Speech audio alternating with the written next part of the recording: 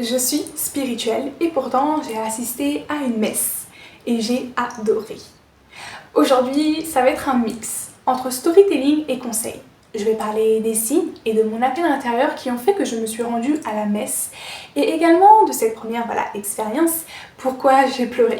Et je parlerai par la suite du pourquoi je recommande à toutes les personnes, peu importe la religion, d'aller dans une messe, à la prière du vendredi, à l'office de Shabbat, avec bien évidemment respect envers Dieu et les pratiquants présents. Le but étant de vivre l'expérience de la foi aussi. Puis à la fin, je t'inviterai à te connecter aux signes et reconnaître les vrais appels autour de toi et à l'intérieur de toi.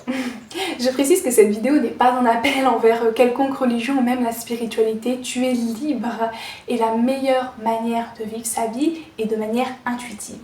Car ton intuition, c'est toujours ce qu'il y a de mieux pour toi et tes attentes. Sur ce, commençons la vidéo. Je me suis rendue à la messe dominicale car ces derniers mois, j'avais cette envie de plus en plus grandissante d'y aller. Malgré mon emploi du temps bien chargé, ma to-do list de vie. Mais au final, j'ai repensé à plein d'événements passés qui m'ont incité à y aller aussi. Par exemple, il y a 1 an et quelques mois, quand je revenais pour les jours off dans ma ville natale et que je voyais les personnes revenir de la messe, j'avais déjà cette appétence. Du moins, je trouvais ça extrêmement beau et j'avais cette envie un jour, moi aussi, d'y aller. À la même période, lorsque j'étais dans la précipitation d'ailleurs de faire une petite course pour ensuite récupérer ma maman à la gare et honorer son rendez-vous à temps, un salarié de Monoprix, par ailleurs très gentil, a commencé à me parler alors que je cherchais un produit et que lui il disposait ce en rayon. Après m'avoir complimenté sur ma tenue, il m'a dit « Vous savez que la beauté c'est bien, mais qu'il y a quelque chose d'encore plus important. » Il m'a demandé du coup, vous savez c'est quoi? Puis il a continué en disant « La foi ». Alors moi, bien évidemment spirituelle, même si à cette époque je ne savais pas encore que j'étais une artisane de lumière, je suis amplement d'accord avec lui. Je suis toujours pressée, mais c'est comme si le temps s'était arrêté. Il m'a partagé tellement de choses en moins de 10 minutes que j'ai fini par lui dire qu'il pourrait travailler au sein de son église clairement. Enfin, à plusieurs reprises, il m'a dit d'aller à l'église, que ce soit la sienne ou une autre, car la connexion avec Dieu est le plus beau des cadeaux. 100% d'accord. Enfin, déjà en 5e, j'ai le souvenir que je me disais que si je n'avais pas de société avant mes 25 ans, je finirais sœur, comme ça j'aurais le plus d'années d'expérience possible. Puis j'ai également ce souvenir que pendant la Covid, malgré que les films de plus d'1h30 ne m'attirent pas du tout car j'ai vraiment l'impression de perdre du temps ou qu'il y a trop de blabla, malgré tout le respect que j'ai envers l'industrie cinématographique, j'ai regardé le film de la vie de Jésus-Christ et cela fait partie des plus beaux souvenirs que j'ai de cette période lorsque les animaux, Jésus et l'ensemble des personnes rentrent dans l'arche de Noé. Et enfin, j'ai toujours apprécié le cadre calme des monastères et eu l'envie, grandissante au fil des années, de faire des retraites dans certaines régions d'Asie. Sûrement pour le calme, la paix, la bienveillance, la pureté des intentions et des lieux. Et pour l'anecdote un peu plus drôle, petite, j'ai toujours apprécié la sœur dans Les Gendarmes de Saint-Tropez. Enfin, plein d'autres signes et clins d'œil de mes guides en faveur tout simplement d'aller à la messe. Alors le soir même, je me posais encore la question pour être honnête car j'ai plusieurs projets en ce moment avec des deadlines très serrés, mais pourtant j'avais vraiment cet appel très fort. Et également, on s'était mis le dimanche dernier d'accord avec mes guides d'y aller le prochain dimanche avec un beau sujet positif. Alors j'y vais bien sûr avec enthousiasme, en m'émerveillant du silence du dimanche matin, vraiment c'est très appréciable. Puis je rentre dans la cathédrale, la messe avait déjà commencé, les chaises toutes prises, des personnes assises sur le sol et d'autres debout, joliment habillées. Je prends le papier regroupant les prières et chants du jour et là, les premiers mots que j'entends sont les anges et les archanges. Et là, autant te dire l'état de gratitude dans lequel j'étais. Je suis passée par diverses émotions. la gratitude, l'étonnement, l'émerveillement, les pleurs et la paix intérieure. Étonné par la connaissance des fidèles. Tout est comme orchestré par le divin. Chaque geste, chaque mot a sa place exacte. Et moi, je suis debout essayant de comprendre ce qu'ils disent. Où dois-je retrouver ces informations? Émerveillé par la foi de chacun, l'énergie de chacun, la posture droite, la tenue propre, la gestuelle respectueuse et honorante. Lorsque chacun se retourne derrière, à droite, à gauche pour saluer son voisin et lui souhaiter que la paix soit avec lui, c'est tellement beau, tellement magnifique, il n'y a pas de mots pour dire cela et outre toute religion, nous devrions toujours agir ainsi. Pleurer, mais de joie.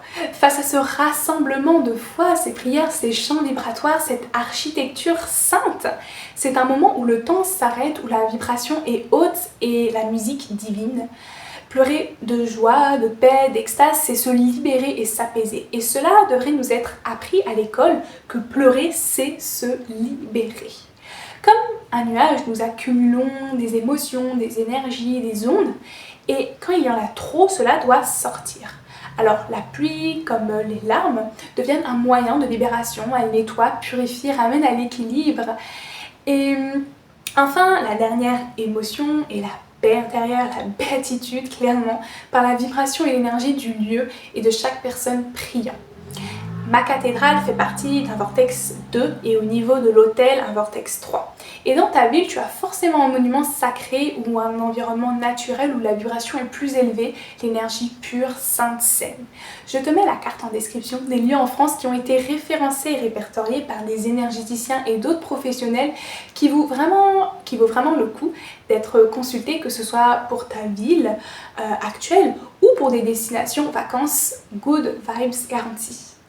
Ce qui est également très satisfaisant, c'est que lorsque tu es spirituel, tu as conscience des archanges et des maîtres ascensionnés et par conséquent, peu importe que tu te rendes dans une cathédrale, une mosquée, une synagogue ou une église New Age, tu comprends que les êtres divins, des prières et des textes sacrés, tu peux aussi les honorer à ta manière, à travers l'incarnation des maîtres et des archanges.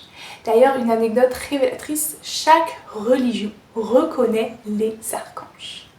Et ça m'a permis par conséquent de remercier une nouvelle fois Maître Jésus et Maître Marie, qui sont toujours là pour nous, à nous protéger et que nous pouvons solliciter, peu importe la demande, notre ethnie et notre religion. Et voyons par conséquent la seconde partie. Car toi aussi tu as forcément des signes autour de toi. Cela prend différentes formes. Il y a la numérologie, les synchronicités, les symboles répétés, les rencontres d'âmes ou guidées, la fluidité, les rêves symboliques, les animaux et les éléments de la nature comme les nuages, les cailloux, les branches, les plumes, les sensations corporelles qui te disent oui ou non, la voix intérieure, cette fameuse, les messages physiques comme une vidéo qui tombe à point ou une réponse, un mail ou un élan avec une créativité soudaine qui correspond au dharma et au oui, ou au contraire des restrictions répétées qui correspondent au karma et au non. Enfin, tout devient un support de communication entre le monde subtil et toi. La retransmission et la traduction se fait par ton intuition. Et c'est ainsi que tu comprends que c'est un signe évident de oui, d'un non ou d'un attends, un peu comme des cartes d'oracle. D'ailleurs, je ferai une vidéo à ce sujet sur comment tirer correctement des cartes avec la certitude d'avoir les bonnes réponses. Tu as forcément un élan ou quelque chose que tu souhaites faire ou être, car il est préférable en tant qu'être humain de se dire que souhaiterons-nous être que plutôt faire, car nous sommes une vibration, une énergie, un être, enfin parenthèse terminée, mais voilà, que cet élan, même petit, hallucinant, anticonformiste ou simple, il doit être suivi, car c'est dedans que tu vas pouvoir apprendre, que tu vas pouvoir avancer, évoluer, t'épanouir. C'est ainsi que tu vas pouvoir, en fonction des résultats de t'avoir lancé, t'adapter pour ensuite réussir dans ton alignement. Et je prends souvent l'image des startups.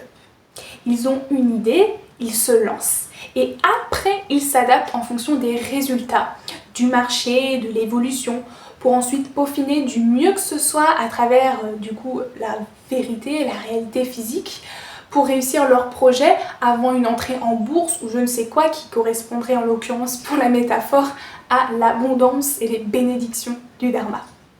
Dis-toi que chaque projection que tu as est une idée à honorer, qui t'a été transmise car seul toi peux le faire et si tu ne le fais pas, forcément elle va être transmise à d'autres âmes.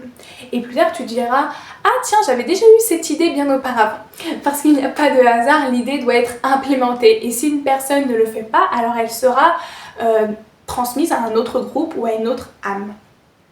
Dans tous les cas, avec le milliard de personnes sur Terre et l'espace géographique si vaste, c'est tout à fait normal que plusieurs personnes ont une idée similaire et qu'il doit y avoir plusieurs implémentations de cette idée pour satisfaire tous les besoins. Alors, dis-moi en commentaire, quelle est ton idée aussi? Petite que soit-il, elle va se développer.